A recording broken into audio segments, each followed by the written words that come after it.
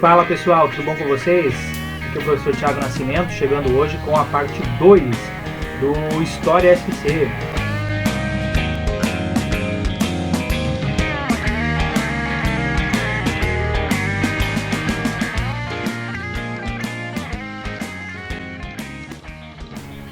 Os Xoklings, apesar desse parentesco então com os Caingangues, eles tinham uma série de diferenças.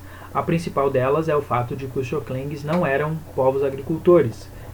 Eles continuam como caçadores-coletores nômades, um nomadismo considerado estacional. Isso porque no inverno eles viviam nas áreas do Planalto, da Serra, onde o pinhão era abundante, né, e essa era a base da alimentação Xokleng. Já quando o inverno terminava e passava a época do pinhão, eles desciam para o litoral.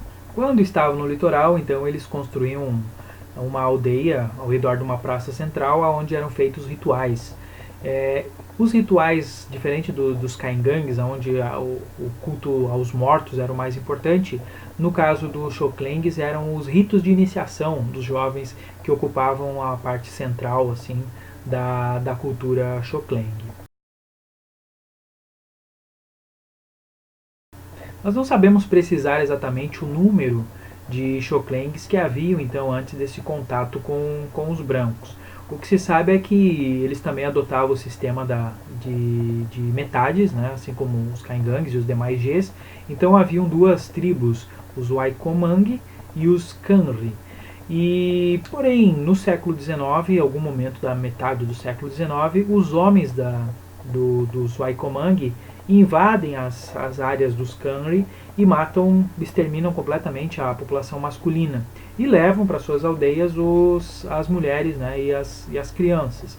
Então, a partir do século XIX, de meados do século XIX, deixa de ter esse sistema de metades exogâmicas e passa a ter o sistema das famílias extensas. Então, as tribos são organizadas de acordo com o parentesco. Vão surgir disputas internas dentro da tribo Waikomang e eles acabam se dividindo em três grupos. No Planalto Norte, a região de Porto União, um na região do centro, que esse é o grupo remanescente mais numeroso atualmente, e um ao sul, que se perdeu nos anos 70, se perdeu completamente o contato com essa facção do sul. Por não terem desenvolvido a agricultura, então os Xoklengs são considerados caçadores-coletores, mas eles já haviam desenvolvido o artesanato, né? Então fabricavam ali artefatos de utensílios de cerâmica e de fibras vegetais. Em relação à sua arquitetura, um destaque interessante são os chamados buracos de bugre, que vocês podem ver aqui na imagem, que são mais antigos do que a própria ocupação G. Então geralmente são atribuídos à tradição Itararé, ou até mesmo a tradição Umbu, né, bem antiga aqui dentro das áreas do estado. Esses buracos de bugre muito provavelmente serviam como moradia e também como áreas de armazenamento, né, para comida, principalmente o pinhão, né, que era a base então da alimentação dos Xoklengs. Um hábito interessante dos Xoklengs, né, que os diferenciava de outros povos, era a cremação. Então, diferente dos europeus, então, que faziam o enterro cristão, bonitinho, os Xoklengs queimavam seus mortos, né, caso fossem adultos. Né, se fossem crianças, eles enterravam porque eles achavam que a criança voltaria, né, e porque não havia, então, chegada à idade adulta, então a criança voltaria. Motivo pelo qual o próximo filho que nascesse ia levar o nome do anterior que havia morrido. Um outro destaque, o rito de iniciação, que era central, fundamental na vida das comunidades Xokleng. Quando o menino fazia entre 7 e 8 anos de idade, então era inserido o botoque, né, no seu lábio inferior. Então ali começava esse rito de iniciação. Mas ele só ia de fato terminar, o menino só ia ser considerado um homem depois que ele tivesse filhos e que tivesse lutado em alguma guerra contra inimigos de outras etnias, ou mesmo entre os próprios Xoklengs, né, uma tribo contra a outra. Isso era bastante comum entre eles. E essa importância da guerra dentro da cultura Xokleng vai ser a tônica do contato deles com os brancos. Então, durante todo o século XIX, eles vão resistir à invasão das suas terras, eles vão lutar contra os colonizadores, vão invadir as fazendas, vão invadir as cidades, né, as vilas, e o governo federal e estadual, enfim, vai reagir também com violência, que era inclusive o princípio da guerra justa, né, onde foram usados inclusive os caigangues, né, como nós comentamos ali das tropas do Condá, que teriam sido usados em Porto União contra Xoklengues. Isso tudo porque os caigangues, então, eram vistos como passíveis de viver em aldeamentos e o Xokleng não. Então, se você não consegue se inserir dentro da sociedade, você não quer viver no aldeamento, a alternativa encontrada pelo governo na época foi exterminar essas populações. No século XX, então, vai surgir a figura do bugreiro, que eram pessoas especializadas em matar os indígenas, né, os Xoklengs, os bugres, como eles eram chamados.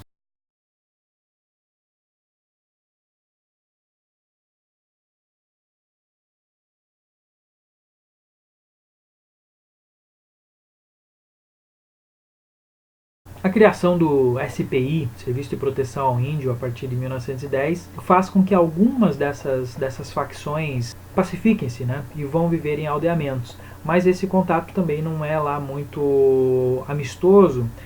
O primeiro desses contatos acontece em Porto União, em 1911. Eles são aldeados, mas algumas semanas depois aparecem por ali fazendeiros contra os quais essa tribo já havia lutado, né, algum tempo antes. Então eles consideram que estavam então sendo traídos pelos órgãos do governo, né, pelo SPI, e acabam matando todo mundo, incendiando o aldeamento e voltando, né, para as matas.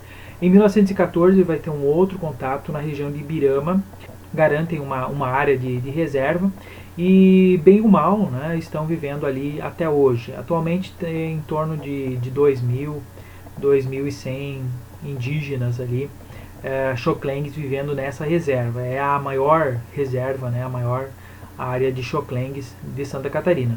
Mas percebam que, né, em comparação com os caigangues e com os guaranis, o número é ínfimo, né? E isso se explica então justamente pela questão do confronto. Uma outra explicação também está na questão das epidemias. Isso foi algo que aconteceu muito no decorrer do período colonial. Ao tentar aldear os índios, né, mesmo nas missões, você acabava propagando epidemias de gripe, raiva, cólera, enfim, e você acabava matando então a tribo inteira. Foi o que aconteceu com a facção norte, aqueles que haviam se revoltado lá em Porto União. Eles voltam na década de 50, são aldeados, mas uma epidemia praticamente extermina eles. Hoje existe uma área de reserva Xokleng em Porto União, mas em 2010, né, na época do último censo, eram apenas 16 Xoklengs vivendo nessa área. Já a facção sul, a partir de 1970, já não há mais relatos de contato com eles.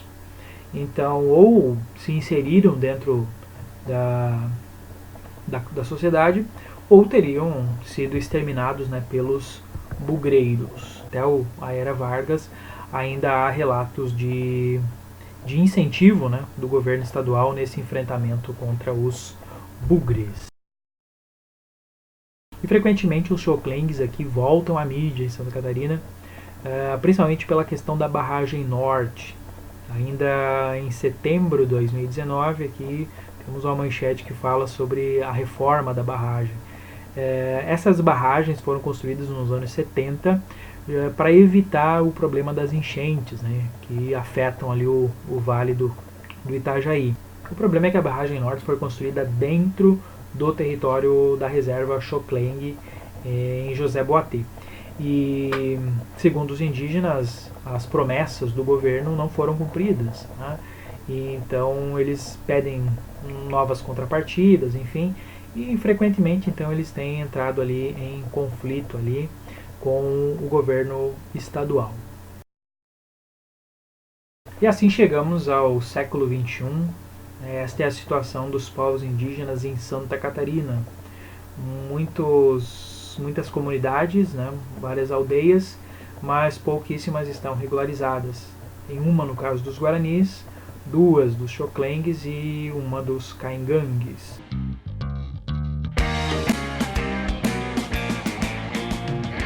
Eu espero que esse vídeo tenha ajudado você a compreender um pouco melhor então os aspectos históricos aí que envolvem a participação dos indígenas de Santa Catarina. E eu aguardo você no próximo vídeo, onde nós vamos então estar falando sobre os navegadores europeus que chegaram aqui a partir do século XVI. Então, se você gostou desse vídeo, já deixa o seu like. Se você não gostou, deixa o seu dislike e comenta aí o que pode ser melhorado para os próximos. E também compartilhe nas suas redes sociais, assine o canal se você não é inscrito. E nos vemos então no próximo vídeo.